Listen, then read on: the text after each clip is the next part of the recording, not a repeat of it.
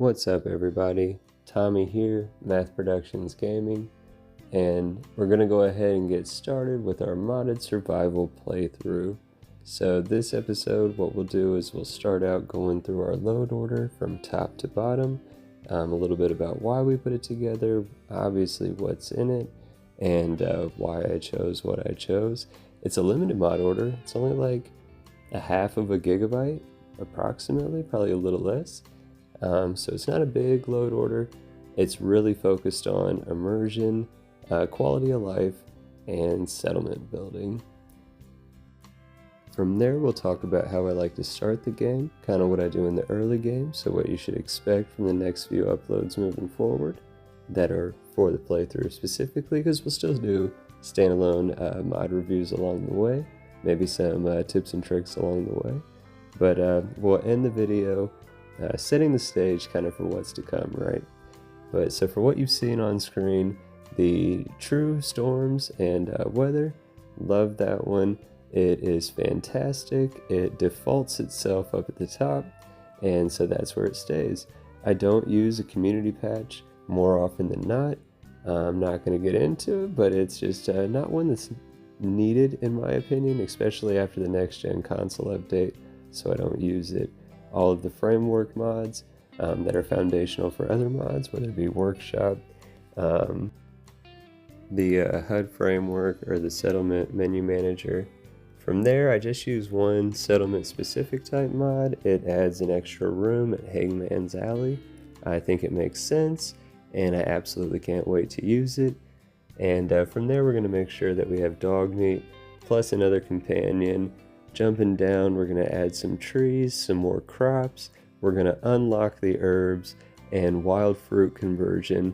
I love all of those. More crops adds obviously what it says, same with the above one, some trees, but herbs unlocked and wild fruit conversion are crazy awesome. I cannot wait to show them off further on screen. I'll give you a teaser as you're going through the Commonwealth and you're finding these wild fruits, vegetables, vegetation, whatever.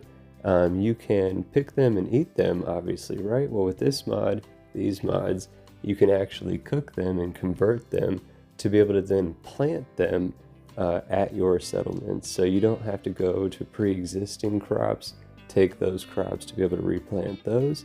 Anything that you can find out in the Commonwealth, for the most part, you'll be able to do that with. We've got quite a few outpost decor mods that are in there to make our outposts look more lived in and just come more alive. Adds a lot more customization, personalization options than the vanilla game. Dog Meat's backpack is vital in my opinion.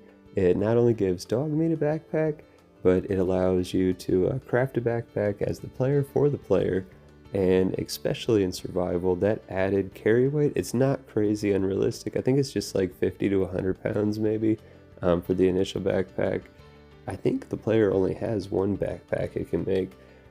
Dog Meat has like 3 it can get that increase in capacity as they go up.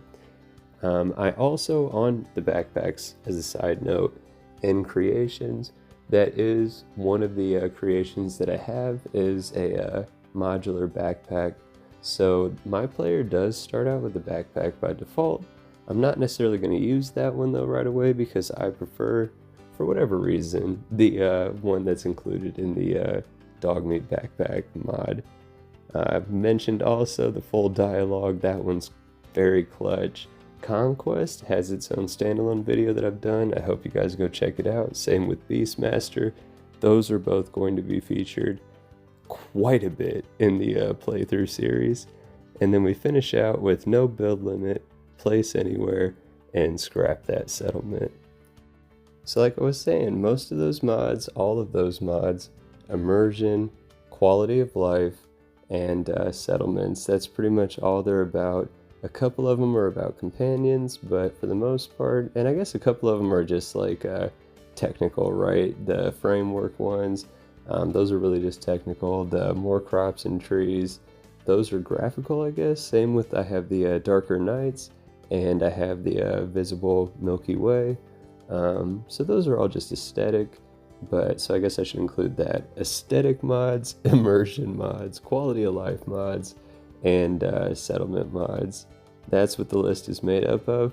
I'm going with a ridiculous starting build that I've never tried before, but I want my dude to be able to talk his way in and out of nothing. I think he's going to be smart. I don't think he's going to have the abilities anywhere else. Basically, I'm picturing like Idiocracy. So like my dude, I figure was just average, maybe slightly above average back in the day. I would assume slightly above average because he seemed to be doing good for himself.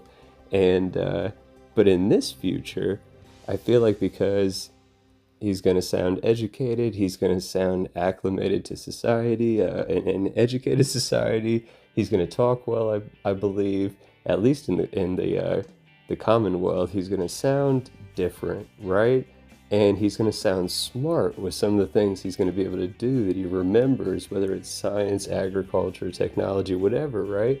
He's going to remember this stuff that has been lost since the bombs, right? And so I feel like it's a super clear parallel in my head to Idiocracy. They're going to think I'm charismatic, I'm intelligent to the max, but the other stuff, not necessarily anything special. So that's where we're going with our starting spread, special spread for this modded survival playthrough. And with all of that, finally, we've made it out of Vault 111. We've got a weapon, we've got some rounds, we got our glasses. We're clearing out the crates and the trailer right outside of Vault 111. Make sure to grab these the wild vegetation, because again, we'll be able to either replant them ourselves or cook them to eat them with better properties. See if we can get an outfit. We'll grab that little greaser outfit. And we're going to start out talking to Codsworth. Go ahead and get that over with, especially in survival. So like, I'm not the best on the controller. Admittedly, never have been in any game my whole life. I've been like average to maybe slightly above average. Never been great on the controllers myself. So I like to use, at every available opportunity, teammates to help me out in tricky situations. And Codsworth can definitely do that with the like 5 or 6 bugs that you have to fight off here in this initial stage of this quest line, right? The starting quest line. And there has definitely been times where I have definitely been hit too many times by those bug things and had to go all the way back into Vault 111 just to go through the expense of time to rise back out and get back to where I was just at. So to avoid any chance of that happening, I make sure to grab Codsworth. I let Codsworth with his metal outer shell lead the way, and I just kind of control the field and do some ranged attacks from the back. But we get that done. He lets us know to go into Concord, that there's some people. And before we do that, we are going to bounce back. We're not going to go for that armor outfit. If you haven't checked out, I definitely encourage you to check out 12 Best Steps for your best start. It is a great starting list. We're going to follow most of it, not necessarily all of it. We are going to eventually grab all of it, but not in the order in that video perhaps. But we are going into the cellar. We grab the mute fruits on the outside, and we're going to go grab whatever's in this duffel bag here up on the roof. I know what you're thinking. Hey, in that other video in the cellar, you said if you're playing survival, it's a great place that you can sleep, that's safe, and blah, blah, blah. Yes. And I like to normally wait until I get Preston and crew back to a sanctuary before I unlock that workshop. But what we're going to go ahead and do is unlock that workshop, go back into our original home. We're going to make sure to grab the comic. We're going to make sure to get the free special point through the Your Special book. And we're going to come into my bedroom. I'm going to clean it up a little bit. We're going to get all this debris out. We're going to save that rug. And I'm going to put down that rug again once everything's cleared out. If you haven't seen the video on scrap everything, or sorry, scrap that settlement, those yellow objects I could only delete, green objects I could have stored. But then we should see You should see a 1 on it. There we go. See it? See how it's got the little 1 under the icon? But that's the one that we picked up originally. We did not scrap it.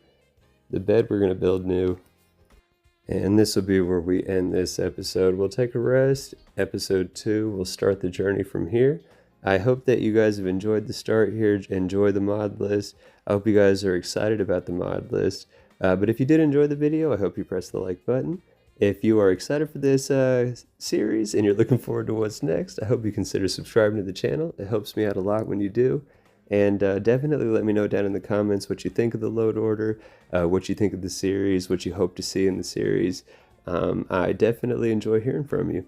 And take care till next time.